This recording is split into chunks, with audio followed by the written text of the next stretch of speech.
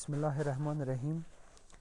ګرانو ملګرو، تاسو ټول ته ښه راغلاست وایم. نن خپل درس راځو د سی پلس پلس په ادامه باندې شروع کوو. زموږ او ستاسو دریم لیکچر دی. په دې برخه کې راځو تېره ورځ موږ او تاسو په الګوریتم باندې بحث وکړو چې الګوریتم څه ته وایي او څه استفاده لري. نن به راشو یو ریل مثال به موږ او تاسو په سی پلس پلس کې کار کوو چې دغه دوه عددونه سره جمع شي او نتیجه موږ او تاسو ته په سکرین باندې وښودل شي.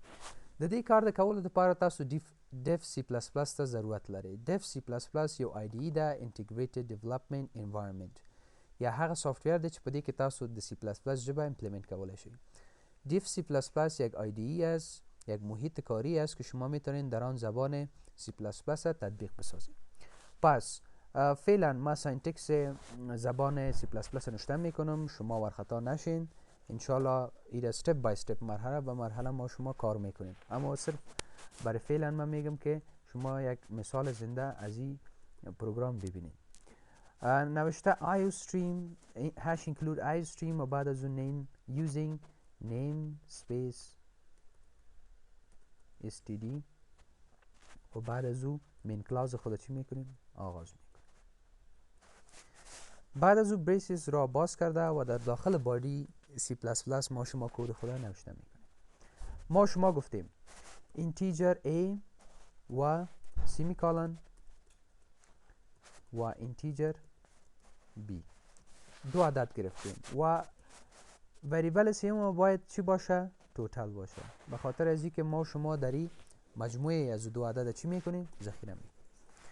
در نخست سی اوت، در سی اوت خود نوشته میکنیم enter your first value، یعنی شما باید value یا عدد اول خود چی کنین؟ وارد بسازیم. بعد از او اندل و در این قسمت میگیم cn، یعنی اینپوت بگی از کی؟ از یوزر. و این در کجا ذخیره کو؟ در a.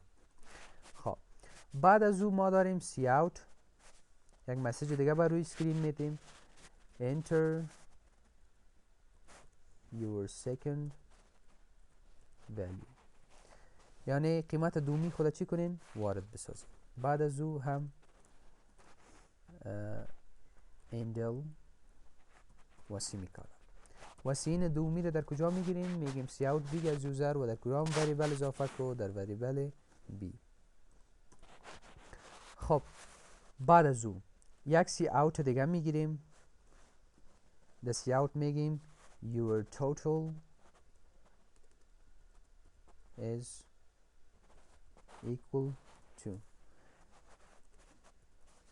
یعنی مجموع شما مساوی میشه با. بعد از او چی؟ اندل و سی اوت. چی را در این قسمت ما شما باید عدد ای را با بی جمع کنیم. به خاطر از این ما چی میکنیم؟ وریبل ذکر میکنیم توتال مساوی شود a پلاس b سیمیکالن و بعد از او چی؟ سی اوت چی را بر ما شما نشان بده؟ توتال. و بعد از او چی میکنیم؟ end میکنیم. خب به خاطر از اینکه پروگرام ما رن شود، ما اول پروگرام خود سیو میکنیم. در این قسمت میگیم addition، بعد از اون انتر. شما ببینید زمانی که پروگرام چی میشه؟ کمپایل میشه. خب وقت میگیره تا پروگرام ما چی میشه؟ کمپایل میشه. خب پروگرام کمپایل شد، از ما شما میخواید در قسمت اول enter your first value، ده قیمت اولی ما و قیمت دومی ما 20. مجموع چند میشه؟ your total is equal to 30. مجموع چند شد؟ 30. پس دوستای شما دیدین که ما چطور میتونیم که یک الگوریتم ساختیم و او را به شکل عملی ایمپلمنت کنیم بالای پروگرام خود.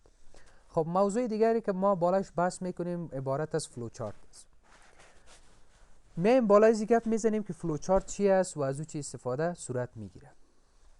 خب در قسمت فلوچارت، flowchart is a graphical representation of an algorithm. It's a way of visually presenting data. فلوچارت چې دا د الګوریتم هغه ګرافیکي بڼه ده. یعنی کله چې موږ او تاسو یو الګوریتم په ګرافیکي شکل ښیو، دې ته موږ او تاسو څه وایو؟ فلوچارت وایو. او دا په مثال د لیدلو په شکل ویژولی موږ او تاسو کولی شو چې دا ډیټا په دې برخه کې څه شی کو پریزنټ کو چاته کمپیوټر ته. یعنی موږ او تاسو کولی شو چې فلو چارت اول ډیزاین کو او بعد د هغې نه په خپل پروګرام باندې څه وکړو شروع کړو. فلو چارت is used to represent the algorithm in a simple graphical manner. فلو چارت کولی شي چې ډیر په یو ساده ګرافیکي شکل باندې زموږ او ستاسو الګوریتم وښایي. یعنی اول الګوریتم جوړ شي بعد د هغې نه الګوریتم څه ته ډیولپ شي فلو چارت ته.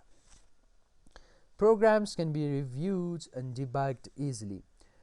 پروګرامونه ډیر په ساده او اسانۍ سره موږ او تاسو کولی شو چې ریویو کو د بررسي کو او کولی شو چې ډیباګ او کوم مشکلات یا غلطیانې چې په دې کې یا ډیر په اسانۍ سره موږ او تاسو پیدا کو. نو دا د فلو چارت څه شي دي ښېګڼې. اگزامپل ته راځو. فلو چارت عموما په سمبولونو باندې بحث کوي په یو ګرافیکي شکل. ګورئ الګوریتم چې و دا صرف موږ او تاسو سره حروف او عدات و، اما فلو چارت په ګرافیکي شکل موږ او تاسو ته ښیي. ګورئ همغه مثال دی. سټارټ پروګرام شروع شو، input A and B input واخیستل شو د یوزر نه، A او B کې ذخیره شو، سم مساوي شي. یو بل وریبل جوړ شو د سم په نامه چې دا مساوي کېږي A پلس B د A قیمت سره له B قیمت په کوم ځای کې واچول شي په سم کې.